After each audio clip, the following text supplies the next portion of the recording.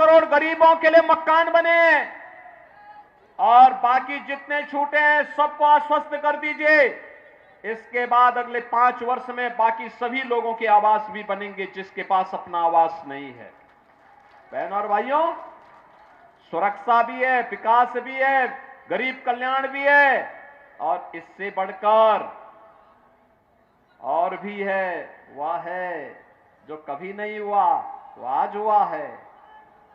रामलला का भव्य मंदिर भी बन गया है। बन गया है ना? क्या ये अयोध्या में रामलला का भव्य मंदिर सपा बसपा कांग्रेस के लोग बना पाते क्या? बना पाते क्या? ये लोग तो बोलते थे राम हुए ही नहीं, और जब राम मंदिर बन गया अब कहते राम तो सबके हैं। बोलते हैं ना, ये दोहरा चरित्र है इन लोगों का।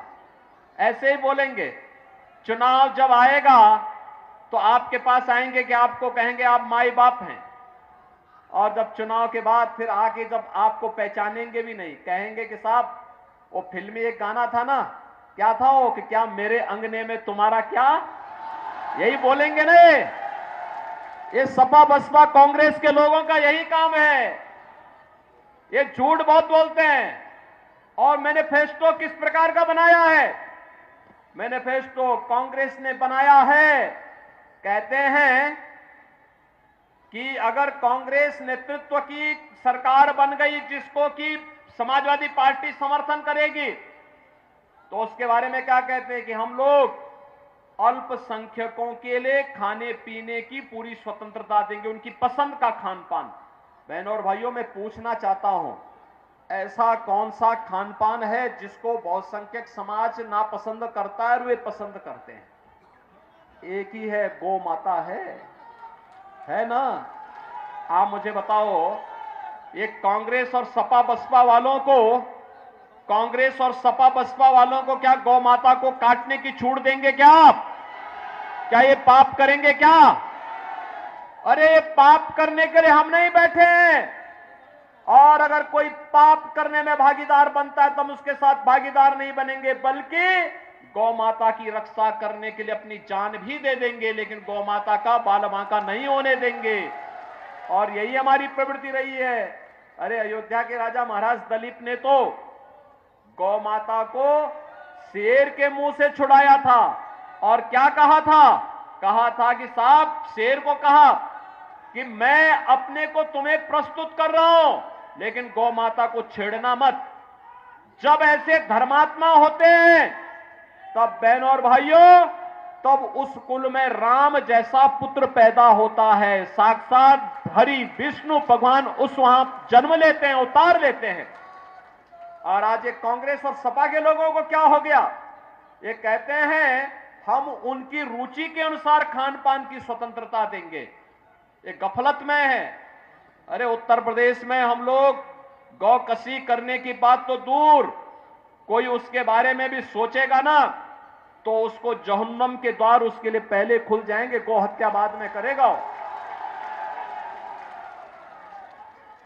और इसलिए बहनों और भाइयों, एक तरफ ये लोग आपकी आस्था के साथ खिलवाड़ करने के आदी रहे हैं और आगे भी करेंगे, और दूसरी तरफ पिछड़ी जाति, अनुसूचित जाति और जनजाति को मिलने वाले आरक्षण पर सेंधमारी करने का प्रयास कर रहे हैं।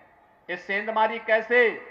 कांग्रेस ने यूपीए सरकार के समय किया था, रंगनाथ मिश्रा कमेटी और सच्चर कमेटी गठित करके।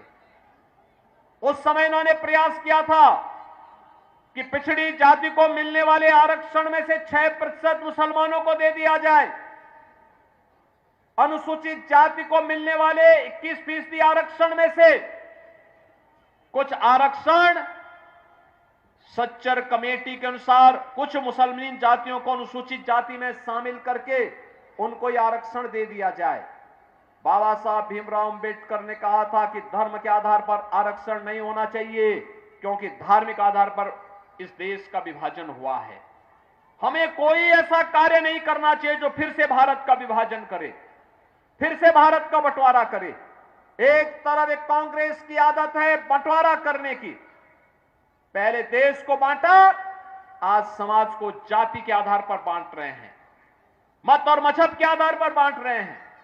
आपने देखा होगा, एक इतनी गरीब कल्याणकारी योजनाओं का लाभ मोदी जी के नेतृत्व में भारतीय जनता पार्टी ने दिया। किसी का चेहरा देख करके, किसी की जाति देख करके, किसी का मत और मजहब देख करके, सबका साथ और सबका विकास के माध्यम से ही ये योजना सभी देशवासियों को दी गई। और बहनों और भाइयों, आप भारतवासी सौभाग्यशाली हैं कि मोदी जी जैसा नेतृत्व मिला। याद करिए, 1947 में भारत का विभाजन करके पाकिस्तान बना। पाकिस्तान की कुल आबादी 23-24 करोड़, लोग कम गए, क्षेत्रफल ज्यादा गया। भारत 80 करोड़ लोगों को फ्री में राशन दे रहा है, इतनी लोक कल्याणकारी योजनाएं दे रहा है, विकास भी करा रहा है। और पाकिस्तान में 23 से 24 करोड़ लोग भूख से मर रहे हैं। भूख से 1 किलो भी कहीं गेहूं या आटा मिल जाए ना, टूट पड़ते हैं ऐसे गली मोहल्लों के जीवों की तरह। और इसीलिए मैं आपसे कहने के लिए आया हूं, पाकिस्तान आतंकवाद की भट्टी है और सुलगाई उसने है तो जलेगा भी तो वही ना। लेकिन एक कांग्रेस के लोगों की तारीफ पाकिस्तान के लोग कर रहे हैं। यानी कांग्रेस में कांग्रेस के शहजादे की तारीफ करने के लिए कोई दूसरा नहीं मिला। पाकिस्तान का एक मंत्री, पूर्व मंत्री, जिसने पुलवामा में हमारे जवानों के शहादत पर खुशियां मनाई थी, वह व्यक्ति आज राहुल गांधी के लिए वहां से समर्थन देने की बात कर रहा है। क्या आप ऐसे लोगों को समर्थन देंगे क्या? बहनों और भाइयों, इंडी गठबंधन को वोट देने का मतलब हमने पाप के द्वार खोल दिए हैं। और ये जन्म पाप करने के लिए नहीं है, पुण्य करने के लिए है। और हमें पुण्य के मार्ग पर आगे बढ़ना है। और इसीलिए तो पूरे देश के अंदर एक ही आवाज है। और आवाज क्या है कि जो राम को लाए हैं हम उनको लाएंगे। और इसीलिए इस ध्वनि के साथ पूरे देश के अंदर एक बार एक स्वर से लोग बोल रहे हैं कि फिर एक बार पीछे तक बोलो फरीदपुर वासियों, पीछे तक आवाज आनी चाहिए। फिर एक बार मोदी सरकार की। और मोदी सरकार के लिए यहां से धर्मेंद्र कश्यप को भारी बहुमत से विजयी बना के भेजना है ना। और बहनों और भाइयों, मैं इसीलिए आया हूं, मोदी जी का संदेशा और मेरा संदेशा भी घर घर पहुंचाइएगा। और बोलिए, सुरक्षा भी और विकास की जिम्मेदारी भी हमारी। ये बड़े बड़े माफिया और गुंडे हैं ना, इनको भी राम नाम सत्य है की यात्रा में जिम्मेदारी भी हमारी। आपकी जिम्मेदारी है देश के विकास का सारथी बनकर के मोदी जी के नेतृत्व में भारत को विकास की नई बुलंदियों तक पहुंचाना। और हमारी भी आर्थिक इच्छा यही है, आत्मनिर्भर भारत बने। आत्मनिर्भर का मतलब हर माता, हर बहन, हर नौजवान, हर किसान, हर श्रमिक आत्मनिर्भर होगा। विकसित भारत का मतलब हर माता, हर बहन, हर नौजवान, हर व्यापारी, हर अन्नदाता किसान, हर श्रमिक और समाज का हर व्यक्ति विकसित होगा।